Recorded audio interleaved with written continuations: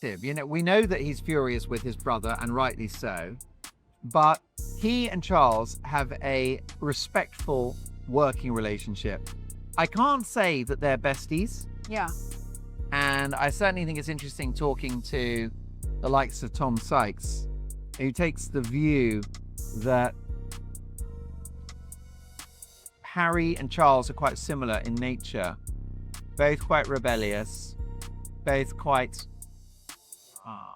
thin-skinned. Because Harry and Charles are more alike, then Charles is empathetic to Harry, that there's that connection. And what you got with William, who's more like Diana, love or hate Harry, you can't deny that he's something of a rebel himself, and actually always has been. Yeah. Always been a troublemaker, always got himself in hot water, no more so than with the book Spare, etc. But I also think one of the reasons why Charles indulges Harry is whether or not they're very similar in nature and makeup is one thing, and is William too much like Diana for Charles to really like and respect him? Is he? I think that Prince William is very much like Queen Elizabeth. That's a nice angle.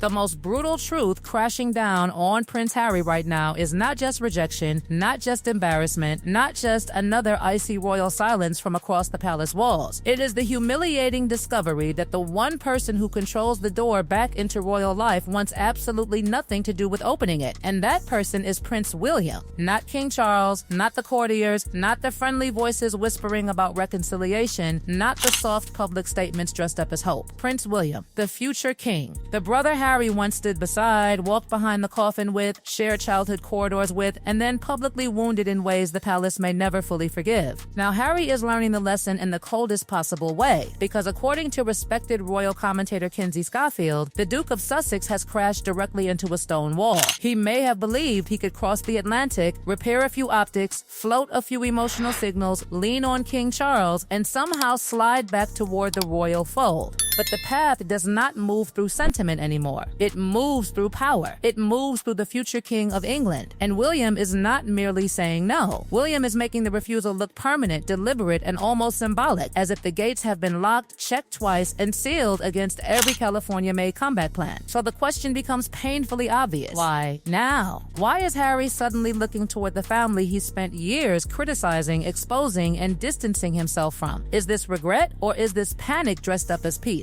Prince William and Catherine pulling ahead of Prince Harry and Meghan in one surprising area. It turns out that their royal foundation is proving remarkably successful in the States. Newly released accounts show its U.S. arm contributed roughly $11.7 million in 2024, while American support reportedly accounted for 44% of the foundation's total income in 2025. The foundation funds projects including William's Homewards Initiative, Catherine's early years work, and conservation programs. And its latest accounts show significant charitable spending alongside health reserves. So it's an interesting contrast with Harry and Meghan's charity ventures, which went through reconstruction and layoffs last year. Harry also dealing with the chaos of Senabale. We expect that to go to trial potentially at the end of 2027. Look closely at what sits behind this sudden shift, because this is where the story gets sharper. For years, the image from Montecito was freedom, independence, escape, reinvention. Harry and Meghan were going to build something untouchable outside the monarchy. They were going to dominate Hollywood, command global attention, create an empire on their own terms, and prove that royal status was not the source of their relevance. But once the glitter settled, once the speeches faded, once the dramatic headlines stopped feeling fresh, the contrast between the two brothers became impossible to ignore. While Harry was airing private family grievances for entertainment deals, Prince William was quietly building the kind of reputation that does not need scandal to survive. William's royal foundation became tied to serious work, public trust, measurable impact, and causes with depth behind them. The transcript points to the U.S. arm of William's Royal Foundation bringing in $11.7 million in 2024, with everyday Americans contributing 44% of total global income into 2025. And that contrast lands like a slap because it tells a bigger story than money. It says credibility still matters. It says discipline still matters. It says major global brands like IKEA and Lego do not attach themselves to noise for fun. They attach themselves to stability, research, consistency, and a royal figure who does not treat every appearance like a personal spotlight machine. But of course, Meghan wasn't quite done with acting up for the cameras, and she knew she was being filmed as she was, again, dancing as Harry sat down at the table, making sure that the attention was on her as she screamed like she was a 15-year-old at her first concert.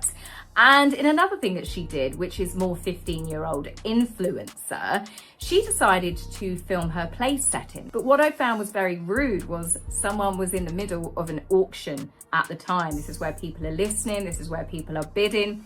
And then comes the other side of the fence where the mood changes completely. The Archwell Foundation, according to the transcript, faced internal reconstruction, heavy layoffs, and a struggle to keep real momentum or secure the kind of corporate partnerships that define long-term influence. That is where the royal gossip turns explosive. Because while William is presented as staying locked onto decade-long causes, Harry's public appearances are described as episodic photo ops, flashes of attention without the same institutional weight underneath. Then the David Foster Gala enters the story like a perfect little clue hiding in plain sight. A serious charity environment, serious donors, serious purpose. And yet the image painted is Harry and Meghan taking selfies, filming staged hallway videos, and pulling attention toward themselves instead of the beneficiaries. That detail matters because in royal optics, small things are never small. A phone lifted at the wrong moment becomes a symbol. A hallway video becomes a pattern. A smile for the camera becomes evidence of what critics already suspected, that the Sussex brand has become addicted to visibility even when the room demands restraint. Kingdom Palace plot to reunite Prince Harry and Prince William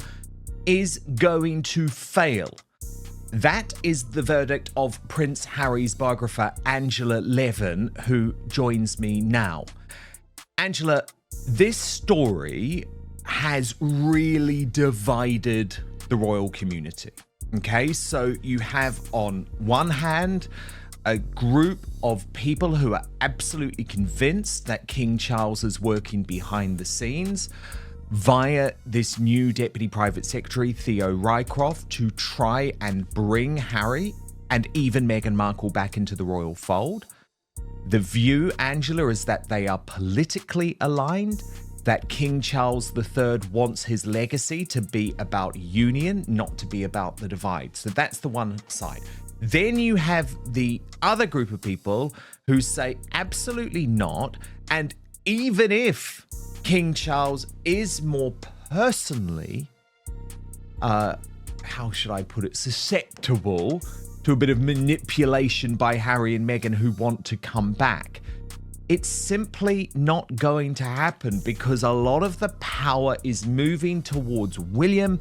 And this is where the humiliation deepens, because the transcript does not just frame Harry as a man missing family. It frames Harry as a man who traded institutional power for temporary applause and now sees the cost. The British monarchy was not just a platform. It was access, protection, status, history, soft power, and global seriousness all wrapped into one ancient machine. But William, according to the narrative, views that machine as a public trust, not a personal playground. That is why the rumored palace effort to reunite Prince Harry and Prince William is treated as doomed before it even begins. Angela Levin enters the discussion with the argument that even if King Charles wants legacy, unity, and healing, power is shifting toward William. And if William believes Harry and Meghan Markle cannot be trusted near the institution again, then emotional appeals may not matter. King Charles may be a father, but William is the future king. And that difference is everything. On one side, the claim is that King Charles is quietly trying to pull the broken family pieces back together through Theo Rye, hoping that history remembers King Charles III as a monarch of reunion instead of rupture. But on the other side, the colder and far more powerful reading is that William has already become the final gatekeeper, and William has no appetite for another round of palace chaos. That is why the mention of Queen Elizabeth II matters so much.